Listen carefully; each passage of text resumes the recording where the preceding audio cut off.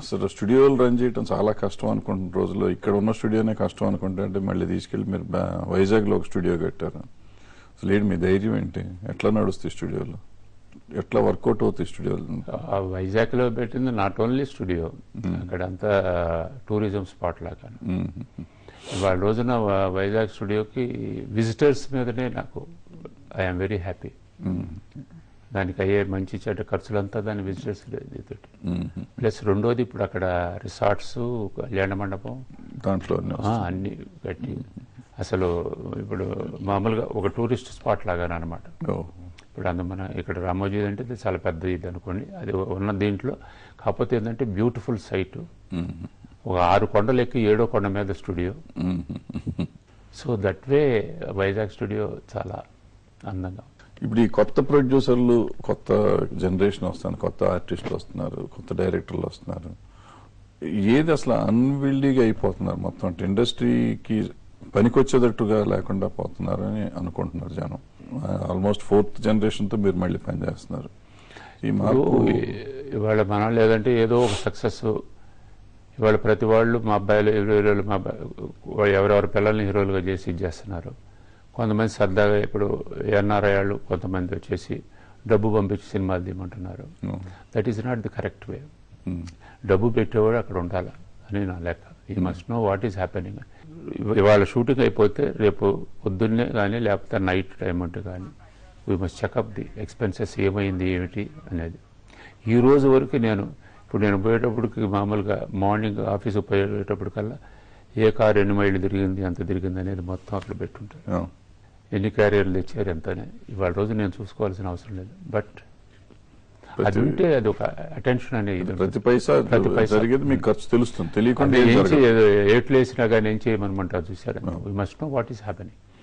ఎందుకంటే వీటి మీద ఎక్కువ మనం అందరితో ఎక్కువ మాట్లాడకూడదు. మాట్లాడితే అనవసరం బాధేస్తారు. అంటే అట్లా కాదు సార్, అంటే మీలాంటి సీనియర్స్ అన్న చెప్తే కొంతలో కొంత మార్పు. ఆయనకేమండి సపోజ్ నోను అనుకో, నీకేదైనా చెప్పతా మీకేమండి చెబుతారు, మీ కొడుకు హీరో, మీ మనవడు హీరో, మీరు చేసుకున్నారు, మా అబ్బాయిని చేసుకుంటాం తప్ప వద్దంటారు ఏంటండి అని పెట్టి. ఇవాళ రోజున కొన్ని కోట్లు పోగొట్టుకోవటం అనేది, ఆ కోట్లు దాన ధర్మాలు చేసినా కానీ సరిపోతుంది, మంచి పేరు వస్తుంది. అంటే ఇప్పుడు వచ్చే జనరేషన్లో సార్ నాకు ఒకటి అర్థం కాలేదు, ఆ పర్టికులర్ ప్రొడ్యూసర్లకి వాళ్ళ సినిమా కథ వాళ్ళకి తెలియదు, రేపు ఏం జరుగుతుందో తెలియదు. మీరు ఇందాక చెప్పినట్టు మీరు కారు పెట్రోల్ ఎంత అవుతుందో, భోజనాలు ఎంత అవుతాయి కూడా మీరు తెలుసు అంటున్నారు. వాళ్ళకి అసలు మర్నాడు ఎక్కడ షూటింగో తెలియదు, ఎవరు ఆర్టిస్టో తెలియదు, ఏంటో తెలియదు. ఇలా ఎందుకు తీస్తున్నారు అసలు? తీస్తే వాళ్ళ ఉద్దేశం ఏంటి? మళ్ళీ పైగాను మీటింగులకు వచ్చేసి అన్యాయం అయిపోతుంది, థియేటర్లు ఇవ్వలేదంటారు, లేకపోతే ఇంకోటి ఇవ్వలేదంటారు, లేదా సినిమా జనం చూడలేదంటారు, రకరకాల కారణాలు చెప్తూ ఉంటారు. ఫస్ట్ వాళ్ళ తప్పు ఎందుకు వాళ్ళు గుర్తించట్లేదు? చూతుండే చక్కగా బాధలు తెలిసిన వాళ్ళు కన్నా కూడా ఊరక పిక్చర్లు తీసి మంచి చెడు ఎందుకు అసలు మనం ఇబ్బంది పడుతున్నాము, ఎక్కడ పొరపాటు జరుగుతుంది అనేది దాన్ని మనం చేసుకోకపోతే ఎట్లా కానీ, అర్థం చేసుకోకపోతే ఎట్లా కానీ. ఏదో ఇవాళ భరద్వాజ్ గారు, రామానాయుడు ఫారెన్ నుంచి వచ్చారు, మేము ₹1 కోటి ఇస్తాం సినిమా తీయండి అని అంటే సరేనని అంటాం. పోగానే 2 కుర్చీలు వేసుకొని అక్కడ కూర్చొని తప్పితే ఎవరు కాళ్ళు ఎట్టేటట్టు ఒప్పుకుంటాను. దేనికి వచ్చారు, దేనికి ఇదేనే. సాయంత్రం అయ్యేటప్పటికి అంటే మనం there is lot of mistakes is happening. అంచేతనే పోతుంది పరిశ్రమ. నేను ఒక్కటేనండి, నేను 47 సంవత్సరాలు అయింది పరిశ్రమకు వచ్చి. ఆ రోజు నుంచి ఈ రోజు వరకు 10% మించి సక్సెస్ లేదు. అయినా ఇప్పుడు కూడా అంతే. ఈవెన్ టుడే లాస్ట్ ఇయర్ ఉన్నాయి మనకి 124 సినిమాలు వస్తే ఎన్ని సక్సెస్ అయిందని చెప్పండి. 3-4 ఇవాళ రోజున అయినా కానీ మళ్ళీ సినిమాలు వస్తుంటాయి. బికాస్ దట్ ఈస్ ఒకరికి చెప్పే పరిస్థితి. ఈ మధ్యకాలంలో చాలా హడావిడి చేస్తున్నారు. ఈ 5-6 ఫ్యామిలీల మధ్య ఇండస్ట్రీ ఉంది అంటారు, అది ఎంతవరకు నిజం? అందులో మీ ఫ్యామిలీ కూడా ఉంది.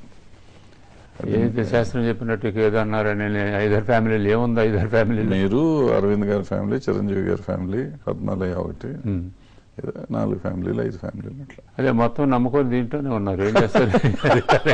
వేరే వ్యాపారం లేదే, వేరే వ్యాపారం లేదు.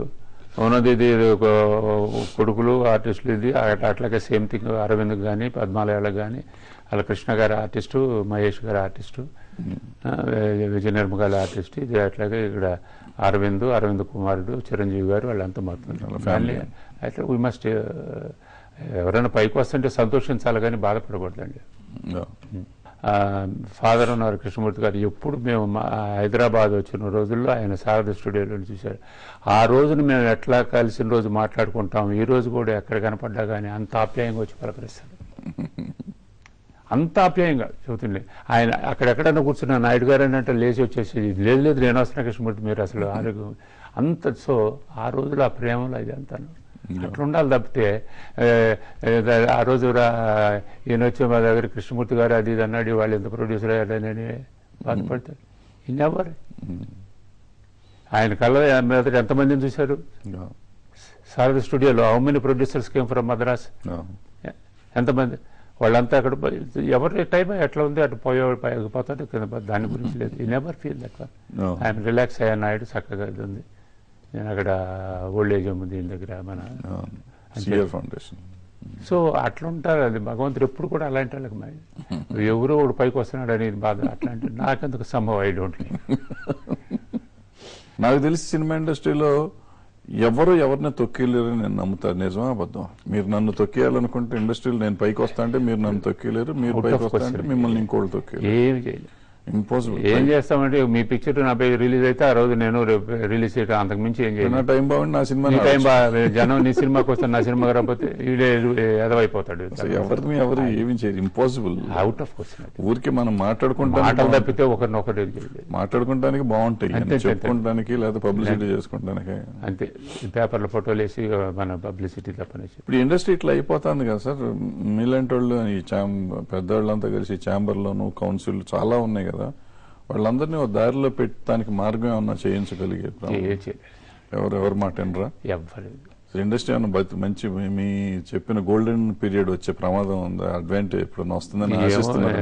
47 ఏళ్ళ నుంచి చూస్తున్నాం. ఇక ఇంతగా ఉంటుంది, వస్తుంటారు పోతుంటారు, పోతారు అంతే. బట్ ఆ మంచి సినిమాలు రావటం అనేది మీరు చెప్పిన పీరియడ్ అయ్యి తప్ప. ఎప్పుడు ఏంటంటే ఒక్కోసారి బాగా ఒళ్ళు పగిలినప్పుడు కొంచెం జాగ్రత్తగా ఆలోచించి కొంచెం పడుతుంటారు. కానీ బట్ ఆ వచ్చేవాళ్ళు కూడా ఇదిగో ఈ విధంగా మన కన్నా ముందు పోయినాళ్ళు మధ్య దెబ్బతిన్నారు, కొంచెం మనం కూడా జాగ్రత్తగా ఉండాలని కేర్ తీసుకుంటారు.